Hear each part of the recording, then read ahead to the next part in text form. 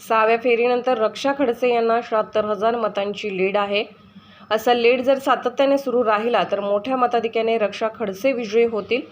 23व्या फेरीपर्यंत देश व राज्यातील चित्र बदलू शकते. मी परवाच दिवशी सांगितलं होतं की देशामध्ये NDAचे सरकार पुन्हा येणार आहे.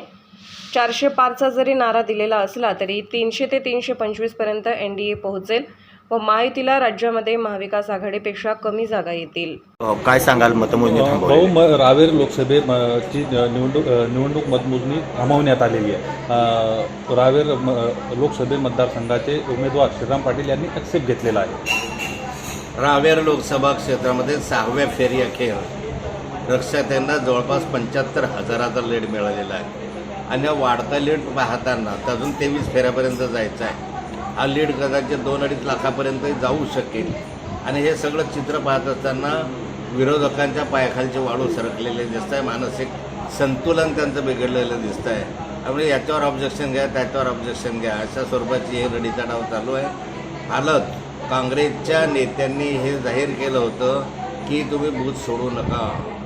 त्या ठिकाणी असं होण्याची शक्यता आहे.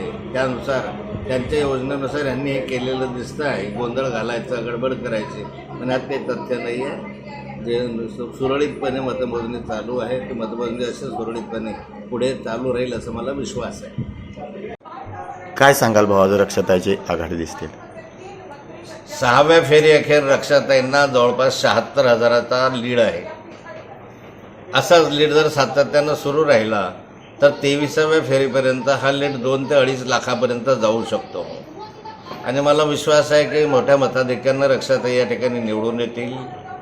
राज्यभरातलंही चित्र आपण पाहतो आहोत तर राज्यामध्ये भारतीय जनता पार्टीला आता तरी 11 जागा दाखवल्या जात आहेत. पण अजून 23व्या फेरीपर्यंत चित्र बदलू शकतं. देशातलंही चित्र बदलू शकतं, राज्यातलंही चित्र बदलू शकतं.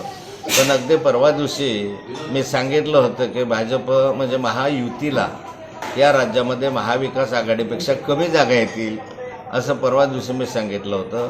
आणि देशामध्येही मला जी अपेक्षा होती ती 350च्या वर जाणार नाही. तर मला वाटतं की अजून चित्र बदलवायचं आहे. NDAचं सरकार तर येणारच आहे, पण जागा कमी होताना दिसत आहे. त्यामुळे शेवटचं चित्र येईपर्यंत वाट बघावी.